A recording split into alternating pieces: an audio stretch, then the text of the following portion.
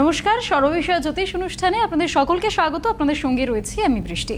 সর্ববিষয় জ্যোতিষ অনুষ্ঠান এবং অবশ্যই মাই সোলমেট অ্যাপ, খুঁজে নিন তাকে যে বোঝে আপনাকে। অবশ্যই আপনারা সেখানে রেজিস্টার করুন, সেখান থেকে আপনাদের জীবন সঙ্গী খুঁজে নিন। এই বিষয়টি তো রয়েছে, কিন্তু সর্ববিষয় জ্যোতিষ অনুষ্ঠান আপনাদের ভীষণ পছন্দের অনুষ্ঠান। যেহেতু এখানে দেশ এবং দশের আলোচনা হয়, সেই কারণে কোথাও গিয়ে এই অনুষ্ঠানটা অন্য অনুষ্ঠানগুলোর থেকে ইউনিক মনে হয় আমার কাছে। আজকের এই অনুষ্ঠান আপনারা সকলেই এই মুহূর্তে লাইভ স্ট্রিম দেখতে পারেন ইউটিউবে। সিটিভিএন একেডি প্লাস ইউটিউবে গিয়ে সার্চ করুন, সেখান থেকে এই মুহূর্তের সর্ববিষয় জ্যোতিষ অনুষ্ঠান লাইভ স্ট্রিম পেয়ে যাবেন এবং পুরো অনুষ্ঠানটি হয়ে যাওয়ার পর পুরোটা ভিডিও আকারে পোস্ট করা থাকবে, তো আপনারা সেখান থেকেও দেখতে পারেন। এবং অবশ্যই সিটিভিএন একেডি প্লাসকে সাবস্ক্রাইব করুন, যাতে সর্ববিষয় জ্যোতিষ অনুষ্ঠান সম্পর্কিত যা যা কিছু পোস্ট করা হবে তার সবার ফার্স্ট নোটিফিকেশন যেন আপনার কাছে পৌঁছে যায়। এবার চলুন আমরা অনুষ্ঠানে ফিরি। আজকেও আমরা আপনাদের সঙ্গে কথা বলবো, কারণ আমি প্রায় 72 ঘন্টা এগিয়ে চলছিলাম। অনুষ্ঠান শুরু হওয়াতেই আমি শুরুতেই ভেবেছিলাম আজকে মঙ্গলবার, সেই কারণে আমরা দাদা আগের এপিসোডে যেই টপিকটা বলেছিলেন যে সেটা নিয়ে আলোচনা হবে, আমি সেই বিষয়ে আলোচনার কথা ভাবছিলাম। কিন্তু আজকে মঙ্গলবার নয়, আজকে শুক্রবার, এবং শুক্রবারে আজকে আমরা আলোচনা করব আপনাদের নিয়ে। আপনারা সমস্যার যে কোনো সমাধানের জন্য ফোন করতে পারেন। সরাসরি কথা বলুন বলে নাম্বার যাচ্ছে, সেখান থেকে ফোন করুন এবং দাদার সঙ্গে কথা বলুন। আমার সাথে অবশ্যই তিনিই আছেন, যার এটি অনুষ্ঠান, জ্যোতিষ এবং সংখ্যাতত্ত্ববিদ কৌশিক ডিকাশ্যপ। অনেক স্বাগত। নমস্কার, সকলকে আমার আন্তরিক প্রীতি, শুভেচ্ছা, অভিনন্দন, বড়দের আমার শ্রদ্ধা এবং প্রণাম জানিয়ে আজকের অনুষ্ঠান শুরু করছি। বৃষ্টি তো বলেই দিল, আজকে আপনারা ফোন করুন, আমরা বকবক করব এই প্রান্ত থেকে। সুতরাং ফোন করুন, ভাগ্য জানুন। আজকের ক্যাপশনটা এরকম আর কি, ভাগ্য জেনে জীবনটাকে কতটা সফল করতে পারবো সেটা একটা বড় বিষয়। ভাগ্য জানলেই আমরা ভাবি যে বোধহয় সব হয়ে গেল। এবার কি জানলাম, ভাগ্যটা কি তাই তো জানি না, কিন্তু জানার জন্য খুব উৎসাহ থাকে, জানেন তো, সকলের উৎসাহ থাকে। যে বলে জ্যোতিষ মানি না, তারও কিন্তু আগাম যদি তার কিছু জানা হয়ে যায় কোনো কারণে, তার মনটা প্রফুল্লচিত্ত হয় না, একদমই না। তার মনও কিন্তু মোটামুটি একদম গার্ডেন গার্ডেন করতে থাকে। কিন্তু সে বলে কি হবে আগাম জেনে, কিসের জ্যোতিষশাস্ত্র। যাই হোক, বাদ দিন। আমি আপনি তো আগাম জানতে ভালোবাসি, কিন্তু সেই আগামটা কি করে কাজে লাগাবো সেটাও জানতে হয়। শুধু জেনে তো লাভ নেই, তার কারণ জ্যোতিষশাস্ত্র মতে দেশ দশের যে কথা সর্ববিষয়ে জ্যোতিষ অনুষ্ঠান থেকে বলা হয়, কিংবা আমার সম্ভবী অ্যাস্ট্রো ইউটিউব পর্দা থেকে বলা হয়, সেইগুলো মোটামুটি গ্রহগত যে সংযোগ, সেই পরিপ্রেক্ষিতে আমি বলার চেষ্টা করি সর্বদা। এবং মোটামুটিভাবে আপনাদের ভালোবাসায়, ঈশ্বরের কৃপায়, গুরুদেবের আশীর্বাদে মোটামুটিভাবে সেইগুলো ওই পরবর্তী ক্ষেত্রে আমরা সাধারণভাবে বিশ্বজনীন ক্ষেত্রে বিভিন্ন সেক্টরে সেটা হতে দেখি। কিন্তু ব্যক্তি জীবনের ক্ষেত্রে একটু অন্যরকম ব্যাপার থাকে। ব্যক্তি জীবনের ক্ষেত্রেও আমরা সেরকম নির্ধারণ করি, কিন্তু সেটা হবার জন্য আমাদের ব্যক্তিগত স্তরে কর্ম করতে হয়। যেটা সামগ্রিক জীবনে প্রচুর মানুষ মিলে এমন কর্ম করেন যে সামগ্রিক বিষয়ে যেটা হয় সেটা দেশ দশের ক্ষেত্রে ঘটে।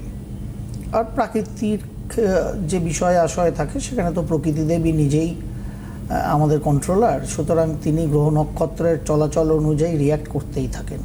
সেটাকে থামানোর ক্ষমতা খুব কমই আমাদের আছে, হয়তোবা নেইও। কিন্তু আমাদের জীবনের পরিপ্রেক্ষিতে, আমাদের জীবনের চলার পথটাকে সহজ করার জন্য শুধু ভাগ্য জানলে হবে না, ভাগ্যটাকে কি করে আমরা গড়ে তুলব সেটা জানার প্রয়োজনীয়তা জ্যোতিষশাস্ত্রের মাধ্যমে কিন্তু আছে।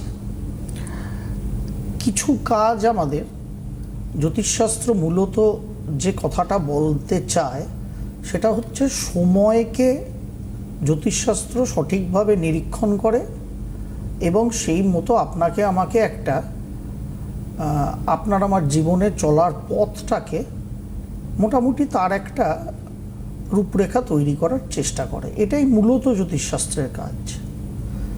সেই কাজগুলো যদি আমরা যথাযথ সময় যথাযথভাবে করতে পারি, হয়তো অনেক সময় পরিবেশ পরিস্থিতি আমাদের করতে দেয় না সেটা, বা বলা যায় যে আমরা করে উঠতে পারি না। পরিবেশ পরিস্থিতি তো সর্বদা আছেই, ভালো মন্দ থাকবেই, কিন্তু আমরা কোনো অড পরিস্থিতির মধ্যেও এমন কিছু কর্ম করলাম, এত ভালো ডিসিশন নিলাম, এমনভাবে কর্মটা করলাম যে অড সিচুয়েশানটাও খুব সামান্য একটা সিচুয়েশান রূপে দেখা দিল। আবার অনেক সময় অনেক সামান্য ভালো সময় এমন কিছু পরিস্থিতি, দারুণ পরিস্থিতি, সেটায় এমন কিছু কর্ম আমরা করলাম যে ভালো সময়টা আলটিমেট আপনি আমি কাজে লাগাতে পারলাম না, এটাই হয়।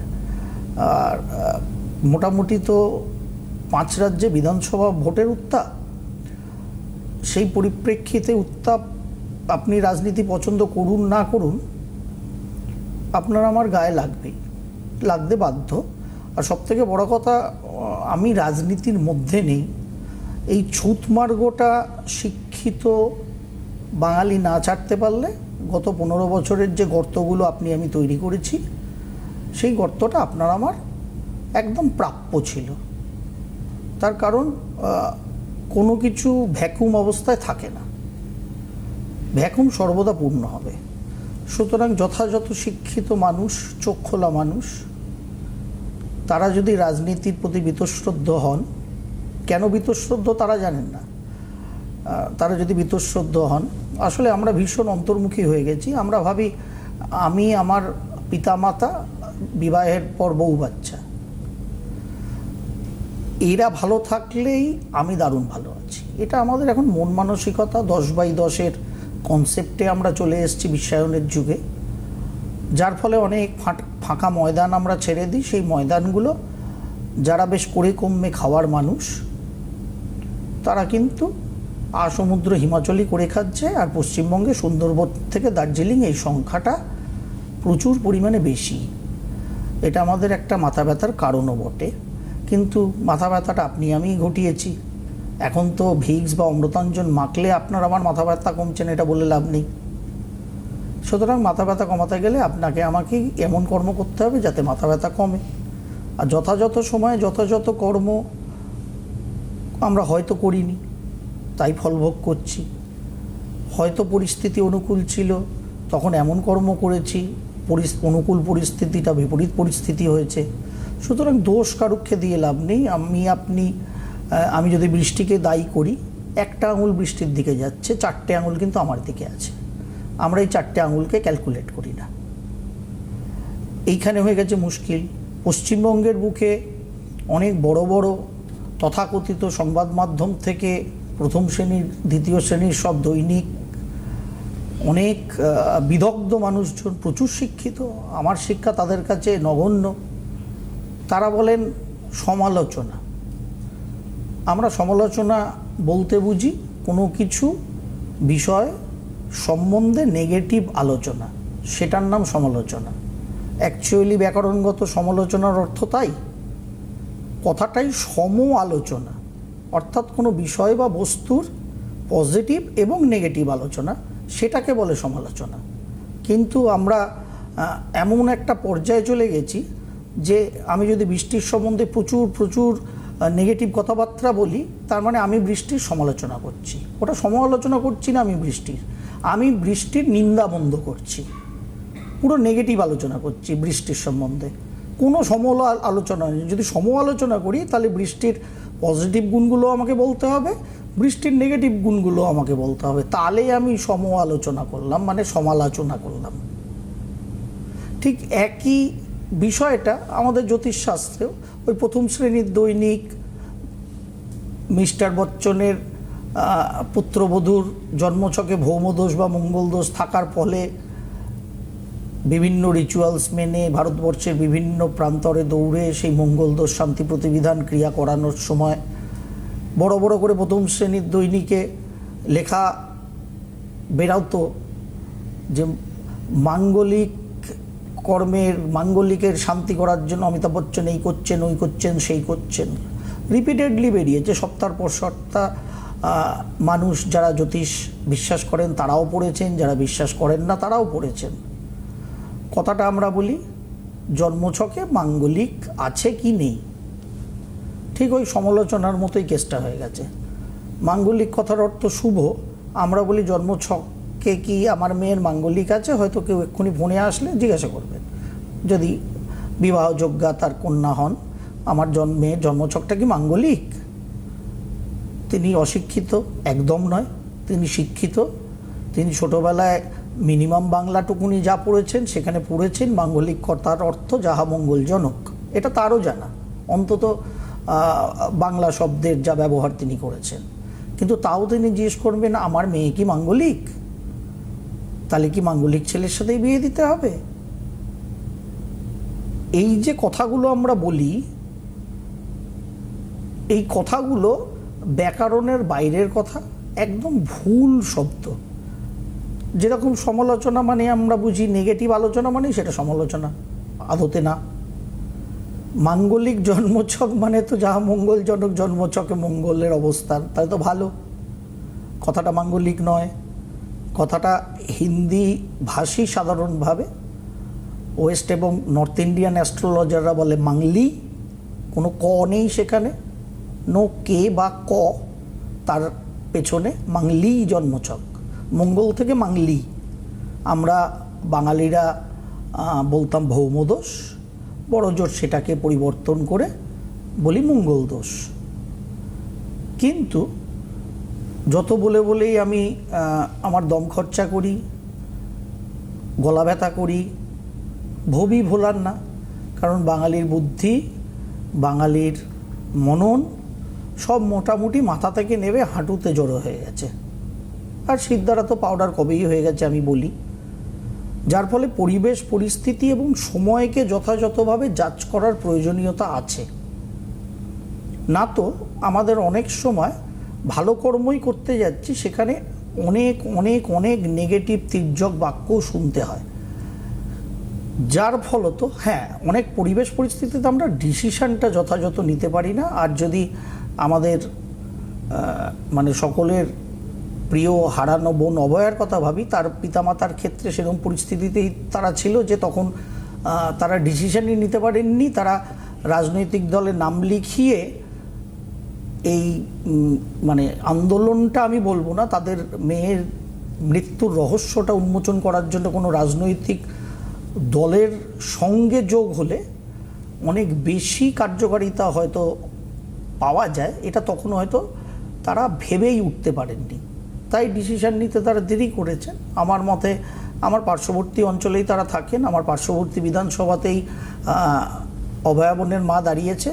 আমি ভাবছি যদি এরকম হতো আমেরিকান থিওরিতে, যে আমি ভোটার, যে কাউকে খুশি ভোট দিয়ে দিতে পারি, তাহলে আমি গিয়ে খর্দা বিধানসভার বাইরে গিয়ে পানিহাটি বিধানসভাতে তাকেই ভোটটা দিতাম। এই সুযোগ যদি আমার কাছে থাকতো, আমার ধারণা বৃষ্টি আমার পাশের বিধানসভার মানুষ, ও বোধহয় এটাই করতো, আরও বেশি করতো একজন মহিলা হিসেবে, মেয়ে হিসেবে এটাই করতো, এটাই করা উচিত। সময়ের ডাক এটা, তারা যথাযথ সময়ে এই কর্মটা করতে পারেননি, সেটা তাদের ডিসিশন মেকিংয়ের গণ্ডগোল। সেই পরিস্থিতিতে তাদের ডিসিশান নেয়ার মতো অবস্থাও ছিল না, এটাও অবশ্য, যার ফলে এখন কিছু কটূক্তি, ওগুলো সমালোচনা না, কিন্তু যারা বলছেন রাত জেগেছিলাম অভয়ের জন্য, তারা সকলে বুকে হাত দিয়ে বলুন, সকলে আমরা রাত জেগেছিলাম অভয়ের জন্য, চিৎকার করেছিলাম অভয়ার জন্য। অভয়া অ্যাকচুয়ালি এই নৃশংস মৃত্যুর শিকার হয়ে আমাদের পশ্চিমবঙ্গের জনগণকে একটা প্ল্যাটফর্ম দিয়েছিল যে তোমরা সকলে মিলে চিৎকারটা করো।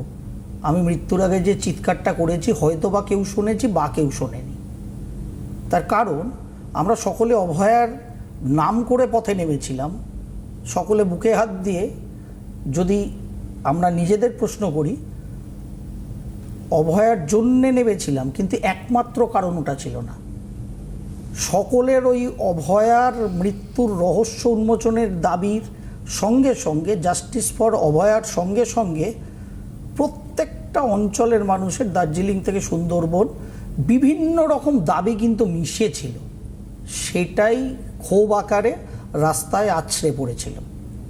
সুতরাং আমরা কিন্তু পিনপয়েন্টিং অভয়া বোন তার জীবনটাকে প্র্যাকটিক্যালি পশুদের হাতে নৃশংসভাবে দিয়ে আমাদের একটা প্ল্যাটফর্ম তৈরি করে দিয়ে গিয়েছিলেন, যেখানে আমাদের পুঞ্জীবিত ক্ষোভ, পুঞ্জীবিত বেদনা, আমি বলবো অ্যাকচুয়াল বাঙালির নপুংসকতা, কিছু মনে করবেন না, কান ধরছি শব্দটাকে ব্যবহার করলাম বলে। তার কারণ আমাদের বিদ্যা, বুদ্ধি, জ্ঞান সব এখন মোটামুটিভাবে হাঁটুর মধ্যে জড়ো হয়েছে, এরপরে হয়তো গোড়ালে দিয়ে নেমে যাবে আর কিছুদিন বাদে। সুতরাং সময় অনুযায়ী কাজ করতে হয়, জ্যোতিষশাস্ত্র এটাই বলে। সময় অনুযায়ী যদি আমরা কাজ করতে পারি, যথাযথ পারি, তাহলে অনেক অডকে ইভেন করা যায়, মানে মন্দকে ভালো করা যায়। আবার অনেক ভালো সময়ে যদি যথাযথভাবে আমরা অ্যাকশন রিয়াকশান না নিই, তাহলে ওই ভালো সময়টা নষ্ট হয়ে মনে হয় আমার কিছুই হলো না লাইফে। জ্যোতিষশাস্ত্র এটাই দেখায়। জ্যোতিষশাস্ত্র কেবল সময়কে নিরীক্ষণ করে, আর সেই সময়টাকে নিরীক্ষণ করে আপনার আমার কর্মটা কী হবে সেটাকে বোঝায় জ্যোতিষশাস্ত্র। প্রচুর কথা বৃষ্টি তো আগের দিন আমিই বলেছি, বৃষ্টি আজকে একবার বলে দিল যে সামনের মঙ্গলবার আমরা মীন রাশিতে, যেহেতু 2 তারিখ মঙ্গলদেব সরবেন, শনিদেব ওখানে আছেন, এখন রবিদেবও আছেন, সেখানে মঙ্গলদেব যাবেন। গরম, ঠান্ডা, বৃষ্টি মানে কীরকম হবে, সামার সিজন বা অন্তত রেনি সিজন, সেই নিয়ে কিছু আলাপ আলোচনা করব। বিশ্বজনীন সংসারের ব্যাপার নিয়ে কিছু আলাপ আলোচনা করব। কিন্তু আমার পেটের ভেতরটা এরকম খাবলাচ্ছে, নতুন সৌর বছর যে আসছে সেটা সম্বন্ধে বলার জন্য। কারণ আপনাদের মনের অনেক প্রশ্নের উত্তর এই বছরের যে নতুন সৌর বছর আসতে চলেছে, সেই বছরটা যে ডিফাইন করা হয়েছে পঞ্চাঙ্গে, আমাদের শাস্ত্রে, সেই শ্লোকটার মধ্যেই নিহিত আছে। সুতরাং ঠিক আছে, খিদেটা বাড়ুক, আমারও বাড়ুক, আপনাদেরও বাড়ুক। সম্ভবী অ্যাস্ট্রো পর্দায় চোখ রাখবেন, সিটিভিএনের পর্দায় চোখ রাখবেন। সুতরাং কিছু কথা বুঝে নিতে হয়, সেখান থেকে অনেক কথা আপনারা বুঝে নিতে পারবেন কেবল নতুন সৌর বছর যেটা আসছে সেটার শ্লোকটা আওড়ালে আর সেটাকে ডিকোড করে দিলে। কেউ আছেন, আমরা নিয়ে নিই। তার কারণ ভিন্ন ধর্মীয় অনুষ্ঠান তো সর্ববিষয়ে জ্যোতিষ। আসলে আমি কি করব বলুন, আমার এটা ব্যর্থতা। আমি অ্যাপেল ফোন বা সনি টিভি, বড়জোর স্যামসুংয়ের ভালো ব্র্যান্ড ছাড়া আমি বেচতে জানি না, এটা আমার ব্যর্থতা। আমি জানি 80% কাস্টমার লো ব্র্যান্ডের, চাইনিজ মালের, কিন্তু চাইনিজ মাল বেচে আমি আমার মান নষ্ট করব না। যার ফলে আমার এটাই প্রবণতা, এটা দিয়েই 20 বছর চলছি, আগামী 20 বছরও আপনাদের ভালোবাসা, আশীর্বাদ এটা দিয়েই চলবো আশা রাখি। কেউ আছেন, নিয়ে নাও বৃষ্টি। একদমই। আর এই সৌর বছর শুরু হওয়ার যে এপিসোড, সেটার জন্য আমারও অপেক্ষা রইল, আশা করি আপনাদেরও অপেক্ষা থাকবে। আরও একজন দর্শক বন্ধু আমাদের সঙ্গে রয়েছেন। হ্যালো, কে বলছেন, কোথা থেকে বলছেন? আমি বলছি উল্টোডাঙ্গা থেকে বলছি, অপর্ণা সাহা। কার জন্য? আমার মেয়ের ব্যাপারে জানবো। বলুন, মেয়ের নাম, date of birth. Ankita Saha. Date of birth? আর জুলাই 18 জুলাই 1983। 18 জুলাই 1983। বাহ। সকাল 10টা 46। হ্যাঁ, জন্মস্থান কলকাতা। সকাল 10টা 46। কলকাতা। কলকাতা। কি বার ছিল? সোমবার ছিল। সোমবার ছিল, বেশ। বলুন। কন্যা লগ্ন, তুলা রাশি আপনার মেয়ের দেখা যাচ্ছে। আপনার মেয়ে প্রিয়াঙ্কা চোপড়া নাকি স্মৃতি মান্ধানা? কার মতো কর্ম করেছে লাইফে? চাকরি বাকরি করে? না, চাকরি বাকরি কিছু পাইনি, খুবই অসুবিধার মধ্যে আছে। কি পড়াশোনা করেছে? ও বিএতে ফার্স্ট ক্লাস, এমএতে ফার্স্ট ক্লাস, বিএতে ফার্স্ট ক্লাস। তো ফার্স্ট ক্লাস হয়ে মেয়ে চাকরি বাকরি কিছু পেলো না কেন? বা বিয়ে শাদী দিয়েছেন তো নিশ্চয়ই? হ্যাঁ, বিয়ে শাদী হয়ে গেছে। পশ্চিমবঙ্গের বাইরে থাকে? পশ্চিমবঙ্গের বাইরে থাকে? কি বলেন? বিয়ের পর কি পশ্চিমবঙ্গের বাইরে থাকে? না না, এখানেই থাকে ওরা। বেশ, বলুন কি জানার আছে বলুন। জন্মছকটা অপূর্ব সুন্দর, খালি কিছুই ওর হলো না, সেটাই জানতে চাই। কেন হলো না? কেন কি করে বলবো দাদা আপনাকে? যে গ্র্যাজুয়েশন মাস্টার ডিগ্রিতে ফার্স্ট ক্লাস পেয়েছে, সাবজেক্ট কি ছিল? হ্যাঁ, ফিলোসফিতে অনার্স করেছে। বাহ। তা সেখানে কিছু হলো না, না হওয়ার মতো জন্মছকে প্রবণতা তো ছিল না এখানে তো। তার পরবর্তী ক্ষেত্রেও পিএইচডি করতে গেল না কেন? পিএইচডিটা করলো না, বলেছিলাম পিএইচডি করতে। এখানে পিএইচডি করে প্রফেসর হওয়ার মতো জন্মছকের প্রবণতা ছিল, কিন্তু ওর জেদ ওটা করলো না, ওটা নিয়েই তো সমস্যা হয়েছে। তার আগে বিয়ে করে ফেললো নাকি? হ্যালো, হ্যাঁ তার আগে বিয়ে করে ফেললো? হ্যাঁ, বিয়ে দিয়ে দিলাম 2015-তে। সে ভালো করেছেন, সে তো বয়স হচ্ছিল, মেয়ের বিয়ে তো দিতেই হতো, সেটা বিষয় না। জন্মছক অপূর্ব সুন্দর জন্মছক, কি বলবো আপনাকে। দেখুন, দশমে মঙ্গল রাহুর অঙ্গারক দোষ আছে, পূর্ণ কালসর্প আছে, কিন্তু মহিলাদের ক্ষেত্রে কালসর্প কালামৃত একটু কম এফেক্টিভ। কারণ রামায়ণে অ্যাকচুয়ালি ফেসেছিল নাগপাশে রাম এবং লক্ষ্মণ, সীতা নয় কিন্তু। যার ফলে কালসর্প কালমরুদ মহিলাদের এফেক্ট করে না তা না, অবশ্যই করে, কারণ এটা যেহেতু ফ্যামিলিগত কার্স অবশ্যই করে, কিন্তু তুলনামূলক কম করে। বাদবাকি জন্মছক সেকেন্ড হাউসে চন্দ্র শনি আছে, বাট ওটা বিউটিফুল। হ্যাঁ, চন্দ্র শনি পুনর্বুজক থাকলে মানুষের সাকসেস লেট হয়, দ্বিধাদ্বন্দ্ব থাকে, অস্থিরতা থাকে, কিন্তু এই জন্মছকটা একদম সুপার জন্মছক, সুপার। কিছু ওর হলো না, এটা আমার কাছে অবাক করার মতো ব্যাপার। হলো না প্রাইভেট টিউশন বা প্রাইভেট, সেটাও হচ্ছে না, দুই একটা হচ্ছে, সেটাও যে একটা খুব একটা একটু এই জায়গা যেগুলো নেগেটিভ আছে সেগুলো একটু মেরামত সঠিকভাবে করে সঠিকভাবে গাইড ওকে নিতে বলুন।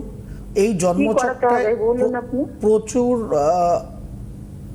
পজিটিভিটি আছে, সেটাকে কিন্তু কাজে লাগানো উচিত। তার মধ্যে 18ই জুলাই জন্মেছে, 18ই জুলাই জন্মের লোকেরা অদ্ভুতভাবে ভারতবর্ষের সব বিখ্যাত স্টার ক্রিকেটার ঈশান কিষান 18ই জুলাই জন্মেছে, মহিলাদের ক্রিকেটার স্মৃতি মান্দানা 18ই জুলাই জন্মেছে, আমার বৃষ্টির আপনার সকলের অন্যতম প্রিয় অভিনেত্রী প্রিয়াঙ্কা চোপড়া 18ই জুলাই জন্মেছে।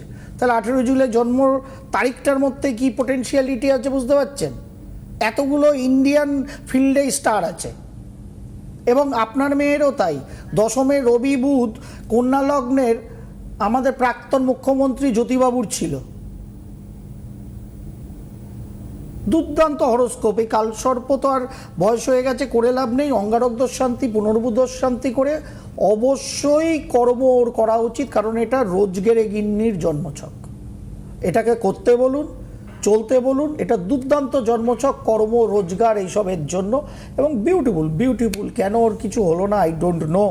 না হওয়ার মতো জন্মছকের প্রবণতা এখানে তো থাকারই কথা না। তার কারণ ও তুলা রাশির মানুষ, ওর নক্ষত্র জন্ম সাতী নক্ষত্রে, তারপরে বৃহস্পতির দশা, তারপরে শনির দশা, তারপরে বুধের দশা। এত ভালো দশা পেয়েছে কন্যা লগ্ন তুলা রাশির জাতিকা, তার জীবনে কিছু হলো না। একটাই কারণ হতে পারে, গৃহ এবং পশ্চিমবঙ্গে বিয়ের পরে থাকা। এটার জন্য হয়তো যথাযথভাবে যতটা প্রকাশ হওয়া উচিত ছিল এই জন্মছকটা হলো না, কারণ এই দুটো জায়গা একটু পচা আছে। কলকাতার বাইরে চলে গেলে বা পশ্চিমবঙ্গের বাইরে চলে গেলে মেবি এটা ফ্লারিশ করে যেত এই হরোস্কোপটা, সেটা করা হলো না বলে হয়তো কিছুটা ডাউন হলো এই হরোস্কোপটা। বাট এখনও প্রচুর পোটেনশিয়ালিটি সারা জীবনের জন্যই আছে। বুধের দশা চলছে, আর কত ভালো দশা কন্যা লগ্নের মানুষ পাবে যেখানে একাদশস্থ লগ্নপতি আছে। ভালো কিছু করাতে চাইলে এখনও হয়, কারণ বয়সটা কোনো ফ্যাক্টর না, ওটা খালি নাম্বার। একদম ওই সঠিক সিদ্ধান্ত সঠিক সময়, এটাই আজকের আলোচ্য বিষয়। আজকের জন্য অনুষ্ঠান এখানেই শেষ করতে হচ্ছে। আপনাদের সকলকে অনেক ধন্যবাদ। নমস্কার দাদা। নমস্কার।